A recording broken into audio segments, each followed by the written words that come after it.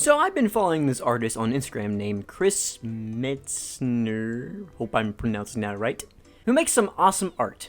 A few days ago, I was looking at his shop to see what he was selling, and I noticed in the shop, he was selling volume 1 of his comic series. And I was like, oh yeah, he made his own comic. I kind of forgot about that. And me being interested in trying it out and wanting to do another review on an indie comic, I decided to give it a shot.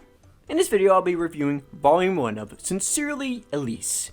Let's get into it. The plot is about a 12-year-old girl named Ava, who sets out on an adventure to save the world from the robotic weirdos known as Sentries, something like that. In order to do so, she will need help with her ghostly friend, Corvicara, who possesses a mask that can give her the power of emotions that can do things I can't explain. She also joins forces with a cat-like creature, a bionic woman, and a robot. Will she and her allies stop the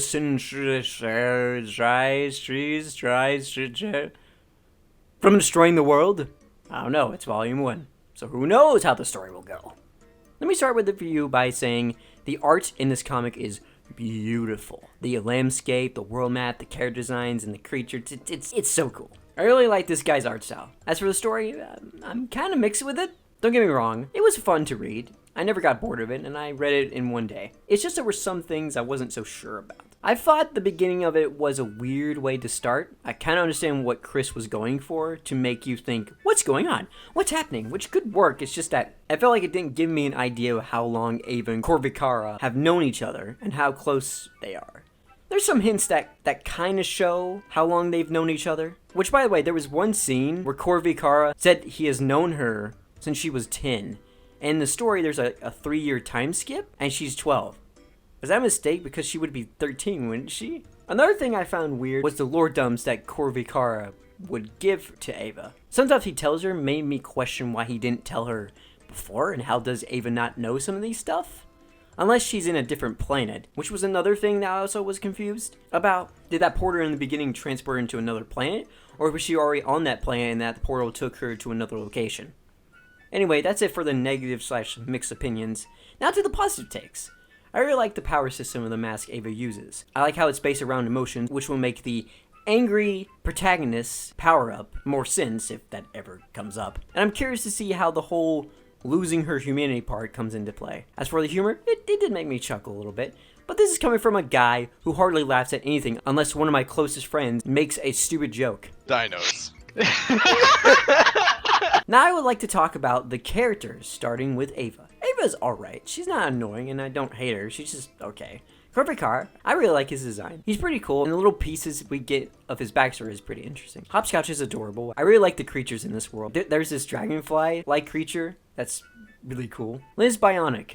This was a character that made me interested in the series, and one thing that I find interesting about her is that she originally was a character that he drew for Inktober 2020, and because she got a lot of love from the fans, Chris decided to put her into the story. It's weird to think that he worked on this comic for years, had an idea on how he wanted the story to be, and then he draws a character for Inktober, and then because of the love she got, threw her into the story. Her introduction is pretty close to the end of the volume, which is disappointing because, again, she was the one that got me interested in the comic. And the entire time reading it, I was like, where's the hot bionic woman? Where's the hot bionic woman? Who cares about the lore dumps? Show me the hot bionic woman! Since, for that reason, I don't have much thoughts about her, but I'm pretty sure I will like her later on. One thing that's funny about her is that Corvicara can only be seen by Ava, and when Ava talks to him, Liz thinks she's psycho and is weirded out by it.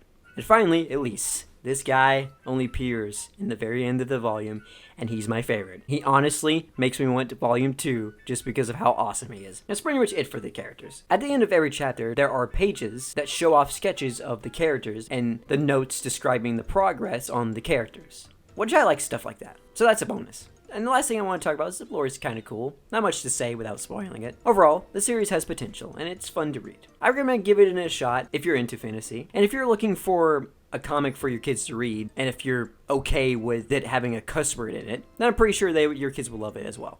I'll give it a 7.8 out of 10. I'll end this video by saying, Chris, out of all the peachified art that you have been making, as much as I am a Boozette fan, I gotta say, Bullet Billette looks sick.